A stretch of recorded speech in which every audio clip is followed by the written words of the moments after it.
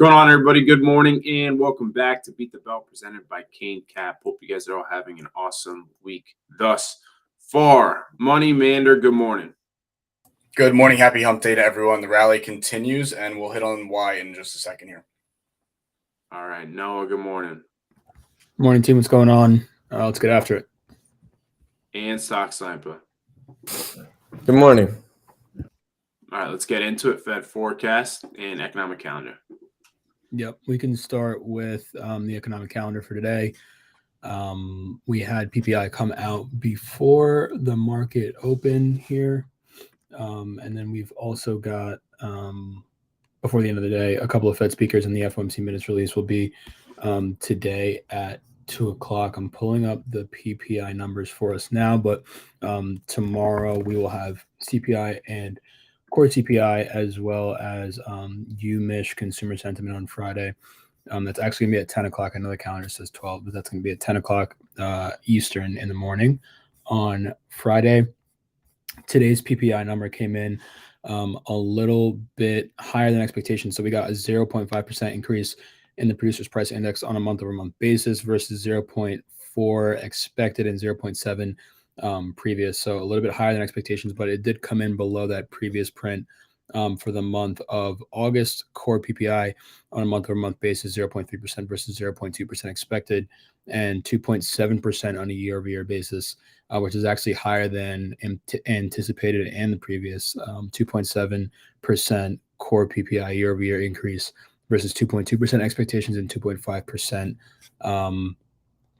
2.5% in the previous reading.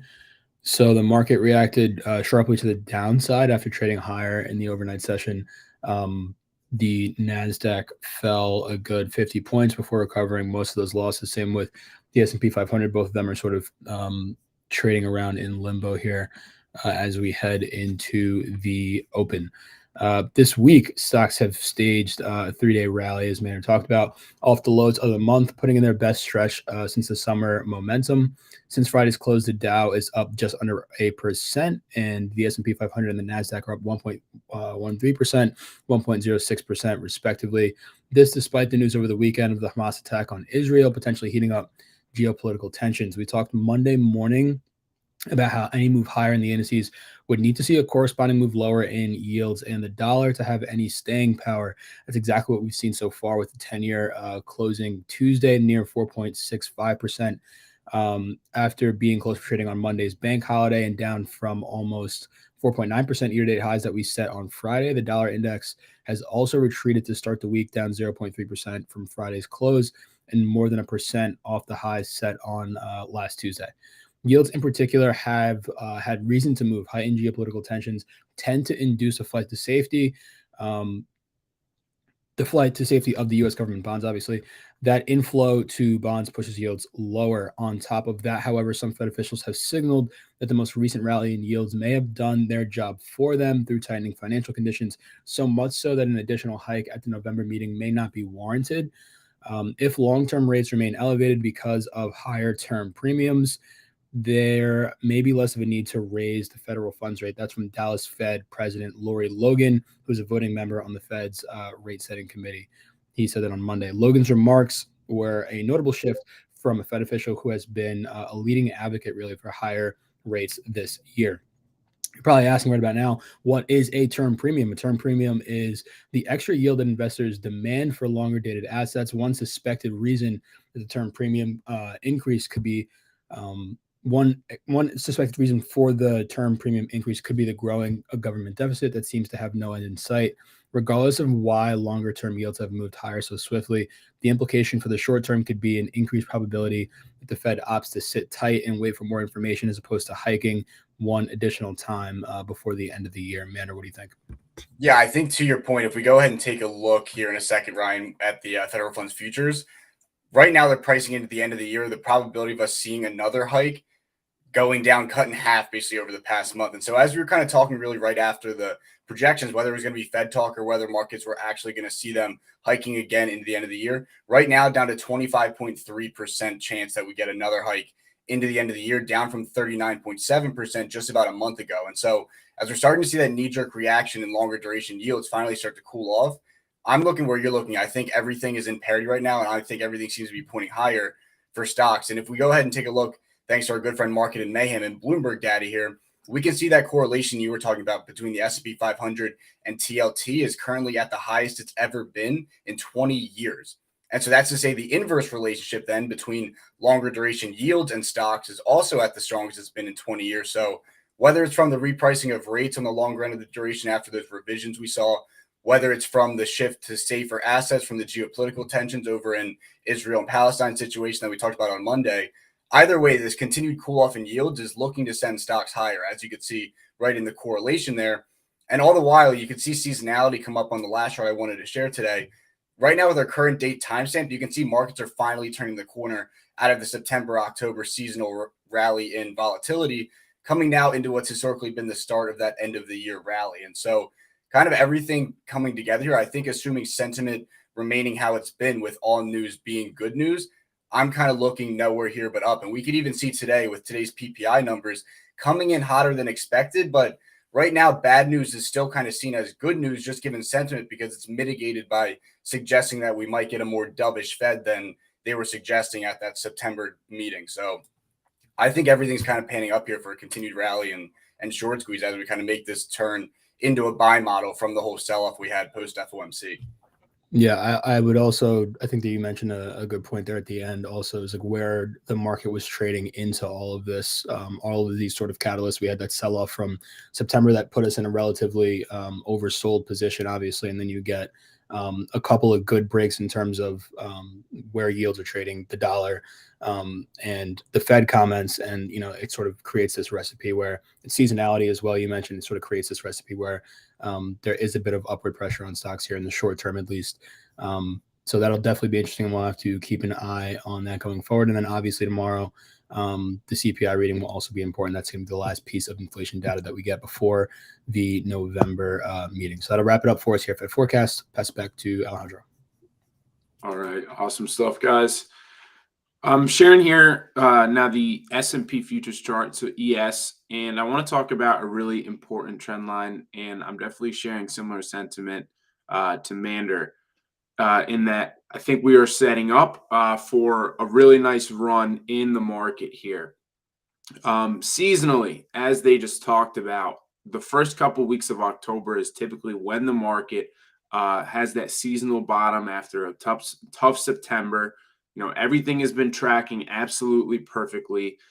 We talk about false breakdowns a lot on the show and in the Discord, and all that is when you get a dip below a level of support and then a reclaim, which of course traps shorts below that level that was lost. So most of the time we're talking about horizontal, levels of support.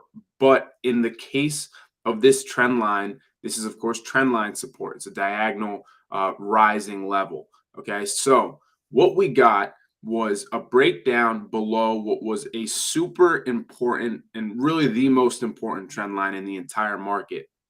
And that's the trend line connecting the October 22 lows with the March 2023 lows.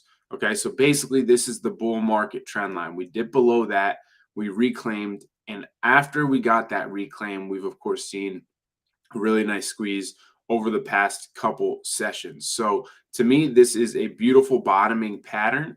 I am of the thinking that we have put in the bottom for October and that we can continue to trade higher into the rest of the year. That would, of course, have to be reevaluated if we were to break back down below this trend line. But bulls are in full control, guys, above this trend line. There's really nothing bearish as long as that level continues to hold. Okay.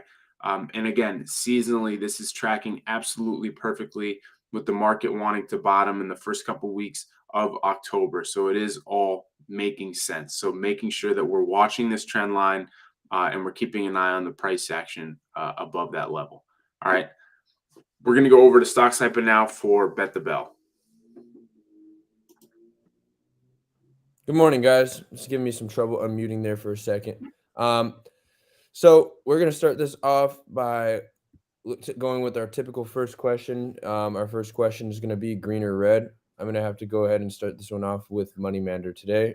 let me say Money Mander is the champion from last episode and the previous episode before that. He has been the only person who's correct both times. On a little bit of a heater here. Today's a tough one. I'm going to take red. I think we're just starting to fizzle out a little bit on the rally. I think due for a little bit of retracement before a run into the end of the week. So I'm going to take red for today. I like it. Noah, what you got for me? I'm going to go with green for today. We're trading a little bit higher here in pre-market. I do understand Mander's sentiment, but the momentum seems strong going for continuation today. Green. Alejandro. I'm gonna go green, even though I'm trying to like gain ground on Noah here. I'm thinking green. Final answer, green? Yes. I'm going to have to take red today. Make things a little interesting. But my next question I got for you guys today is Grantham claims that stocks can fall over 50% from where they're at right now, and that the home real estate could fall 30% from where it's currently priced at right now. Do you agree with this? Do you believe this is possible? This is feasible? I'm going to go ahead and ask Money Mander. What do you think? I mean, is it possible? Sure. But I think Jeremy Grantham is stuck in the camp of Mike Wilson, where they refuse to turn the corner on price action and get stuck to their macro beliefs here. They've been harping the same story for probably 18 months now. Do I think we get a 50% crash in stocks, 30% pullback in real estate? No, I don't. Is it possible? Maybe. But do I think it happens? No. In South Florida, 30% real estate pullback would be pretty nice. Diamond Trades, what you got? I am going to go no as well. I think, like Sal said, like, is it possible? Like, yes. Like, and obviously, you would sort of need some sort of catalyst. Like, I don't think that the market is just going to drop 50% like overnight. You would definitely need some sort of like catalyst, and I guess with geopolitical tensions ramping up, that might be where these folks are looking for that catalyst. But yeah, absent a catalyst, I don't think that that's really feasible. Honda, what you got for me? No, there's no way. Price action has been way too constructive this year. It's clear we're in a bull market, and positioning continues to be strong. So I don't think, at least in equities, that it's even possible for us to see a 50% cut unless we get some crazy black swan event. Well, if we did get this 50% cut, SPY would be trading at $217. It's ludicrous. Yeah, that's kind of crazy. $217, now that I'm thinking about it. I think it is possible we could see a pullback. I don't know about any 50%, though. That's kind of nuts. My next question I got for you guys, which is kind of an interesting one. I know that we have talked about this before. We haven't talked about this in quite a while, but looking at a tweet from Markets and Mayhem that he put out today, and we can see that crypto venture funding dropped 63%. And we know that we do have the SBF trial coming up. My question for you guys is crypto dead? We're seeing nothing but bad news in that sector for quite a while now. We'll go ahead and start this one off with Money Mander.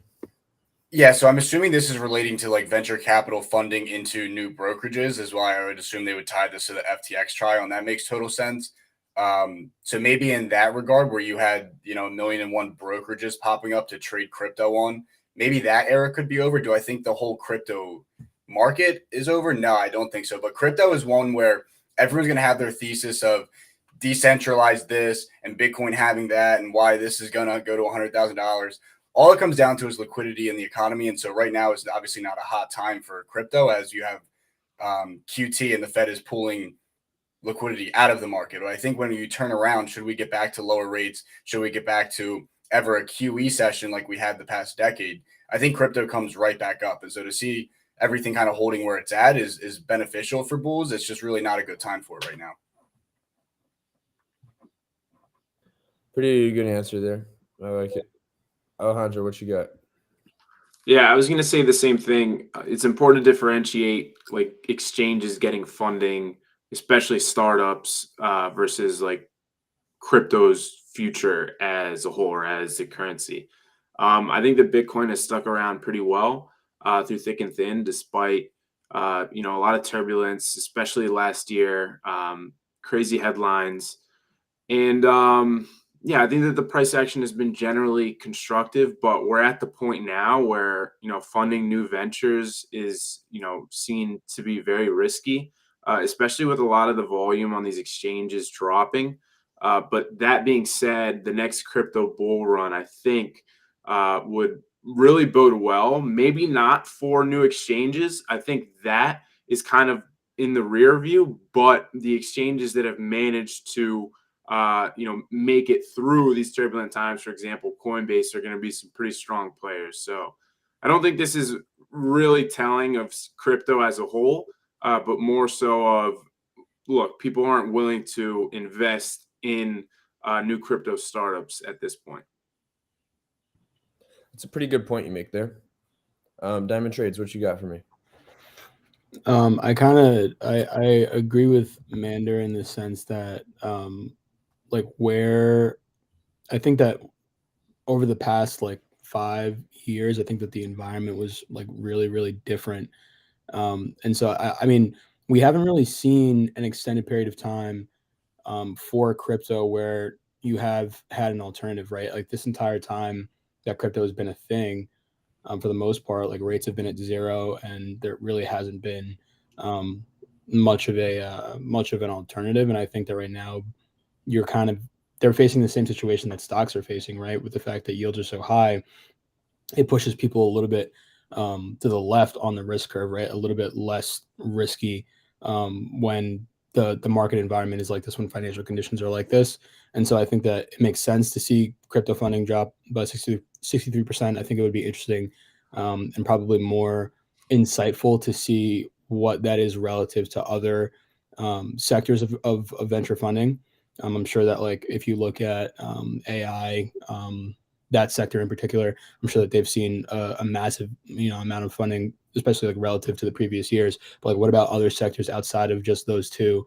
How are they faring in terms of crypto venture money? So I think in terms of venture capital money, rather. So I think that this stat is like sort of in a vacuum. But I think for crypto in and of itself, like I said, this is really the first time that we're going to have like an extended period of time where the financial conditions are vastly different than what they were this entire time for crypto. So I think it's going to be interesting to see how the currencies perform, over this extended period of time with, rates not sitting at zero and people a little bit, I guess, less inclined to take on risk.